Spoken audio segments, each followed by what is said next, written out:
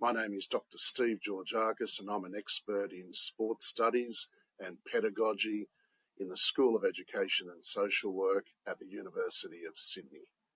As a nation, in the late 1880s, we made a conscious decision to mandate swim education in our schools.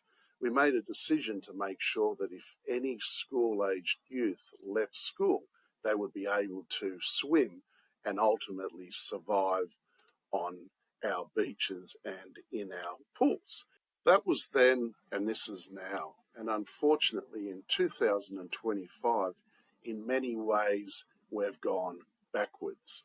Swim education is no longer a mandated aspect of going to an Australian school. We need to change this. Everybody who leaves primary school should be at the very least be able to swim 25 metres and be able to float and survive in our pools and our beaches. Why has this occurred? There are a number of reasons why this has occurred. Teachers and principal as well are under a lot of pressure. There's issues related to high stakes NAPLAN testing, and there's a real focus for schools to perform academically. And I think this is also a problem as well.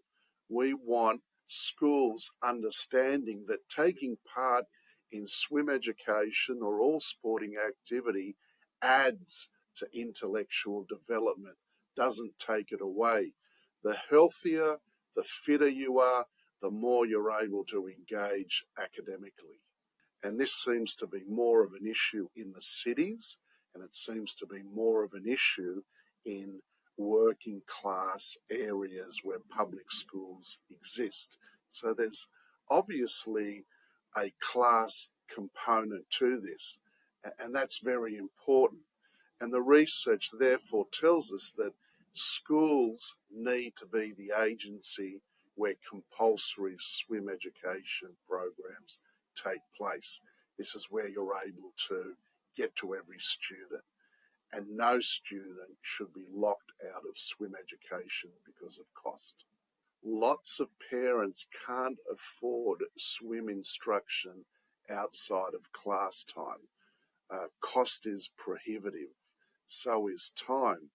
So it makes sense that the school organises the swim education programs, mandates it, and makes sure that every school-aged youth is able to swim 25 metres. Because unfortunately, and let's reflect on this, if they don't, what it means is that these school-aged youths will go through life not being able to swim and not going anywhere near a beach or even a pool. And that's a real problem for nation building and a problem for us.